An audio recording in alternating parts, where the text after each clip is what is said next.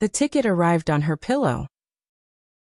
It was printed on a slip of thin, weathered paper, soft as breath. No seat number, no time. Just 4 words. For what was unspoken. Ella found the theater where the fog touched the edge of the waking world. It looked abandoned from the outside. Faded posters peeling off the brick walls. A marquee missing half its letters.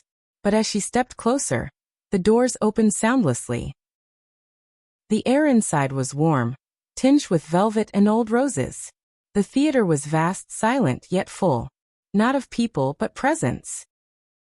A single usher stood at the aisle. He didn't ask for a ticket. He only whispered, "It begins when you're ready." Ella took a seat.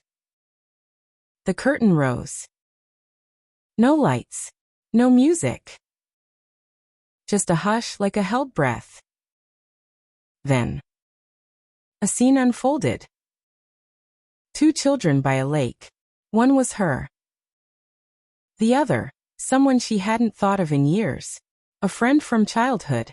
The one who moved away suddenly, leaving her holding a paper crane they never came back to finish folding together. On stage the children laughed, shared secrets.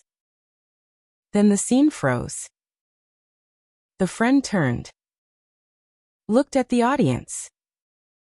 At her. "I didn't want to leave," the child said. "I just didn't know how to say goodbye." The lights dimmed. A new scene. A hospital room. She recognized the shape of the woman in the bed. Her grandmother. It was the last day. The day Ella stayed outside, unable to walk in. Too afraid of the goodbye. On stage, the grandmother turned to the empty chair beside her. "I knew you were there. I never needed the words." Ella's hands trembled. Scene after scene unfolded. A former lover, buttoning his coat too quickly. A sibling, leaving for a new life, smile too wide to show the ache. A teacher she never thanked. And then herself. Alone in a mirror. Saying goodbye to a version of herself she had outgrown, but never mourned. The young woman in the mirror said softly, "You don't have to carry me anymore, but I'm grateful you did." The curtain fell. Ella sat in the darkness. The usher approached. "Would you like to go backstage?" She nodded. Behind the curtain, the stage stretched endlessly. Not just one, but many, each set for another goodbye that had once gone unsaid. In one corner, a train station. Her suitcase. A note in her hand she never gave.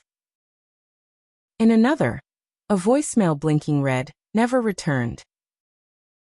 Farther in, a park bench. Someone once waited there. She wandered from stage to stage, whispering the words she never found in time. "I'm sorry. I loved you. I was scared. I didn't know how to stay." At each stage, the lights changed.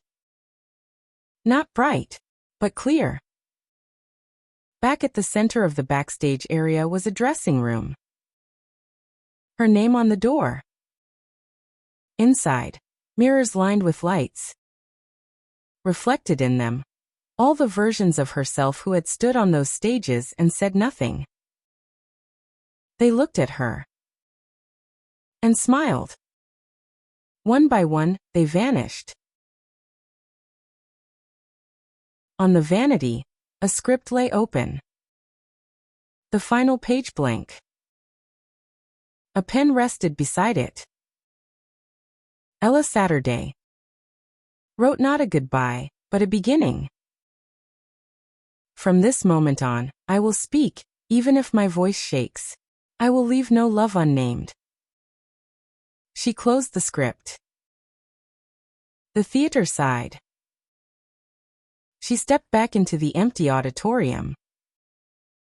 But now the seats were full, not with people, but with presence. Each one held the space where a goodbye had been waiting. Each one nodded as she passed. At the door, the usher handed her a single white feather. For what was too light to carry, yet too heavy to drop. Ella stepped outside. The fog had lifted. She whispered, "Thank you for showing me that even the quietest goodbye deserves a stage, and every ending deserves its voice."